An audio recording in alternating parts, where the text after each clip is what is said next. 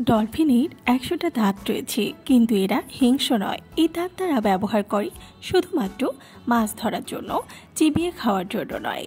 ডলফিনের প্রধান খাদ্য মাছ এবং স্কুইড। একটা ডলফিন দিনে ৩০ পাউন্ড মাছ খেতে পারে। তিমি মাছের মতোই ডলফিনেরাও স্তন্যপায়ী প্রাণী। এদেরকে মাছ বললে ভুল হবে। একটা ডলফিন ১৫ মিনিট পর্যন্ত পানির নিচে থাকতে পারে, কিন্তু নিঃশ্বাস নেওয়ার জন্য এদেরকে পানির উপরে আসতেই হয়। বেশিরভাগ ডলফিন প্রজাতি নোনা পানির বাসিন্দা হলেও কিছু কিছু ডলফিন প্রজাতি রয়েছে যারা স্বাদু পানিতে কাটিয়ে দেয় সারাটা জীবন। ৩৬ প্রজাতির নোনা পানির ডলফিন এবং ৫ প্রজাতির স্বাদু পানির ডলফিন দেখতে পাওয়া যায়। কিলার হোয়েল বলে যে তিমি মাছটাকে আমরা চিনি, তা আসলে সবচেয়ে বড় প্রজাতির ডলফিন। ডলফিনরা নিজেদের মাঝে যোগাযোগ করে পানির নিচে প্রতিধ্বনি তৈরি করার মাধ্যমে।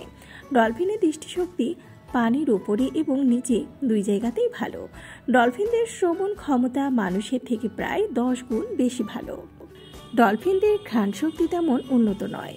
ডলফিনরা নিজেদের নাম ব্যবহার করে যোগাযোগ করতে সক্ষম। গবেষণায় দেখা গেছে প্রত্যেক ডলফিন বিশেষ এক ধরনের শ্বাস দিতে সক্ষম, যা অন্য যে কোনো ডলফিনের থেকে আলাদা হয়। এটি ব্যবহারের মাধ্যমে ডলফিনরা একে অপরকে ডাক দিতে পারে।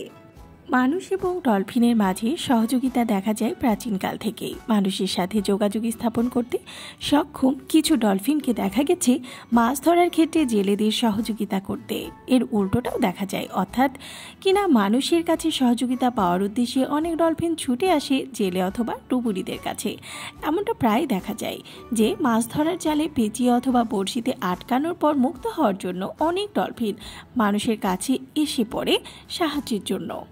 মিলিটারি প্রশিক্ষণ দেওয়া হয় ডলফিনদেরকে। হ্যাঁ, গত ৫০ বছর ধরে পানিতে ডুবে থাকা মাইন খুঁজে বের করার কাজে ইউএস নেভি ব্যবহার করেছে ডলফিন এবং অন্যান্য প্রাণীদেরকে। সম্প্রতি অবশ্য ইউএস নেভি ডলফিনের বদলে রোবট ব্যবহার করা শুরু করেছে, কিন্তু প্রতিরক্ষা ক্ষেত্রে ডলফিনদের বুদ্ধিমত্তা কী করে ব্যবহার করা যায় তা নিয়ে গবেষণা চলছেই।